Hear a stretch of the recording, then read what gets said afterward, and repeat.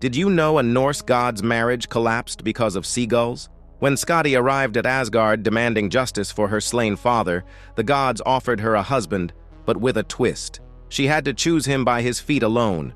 She aimed for Baldur and got Njord, god of the sea.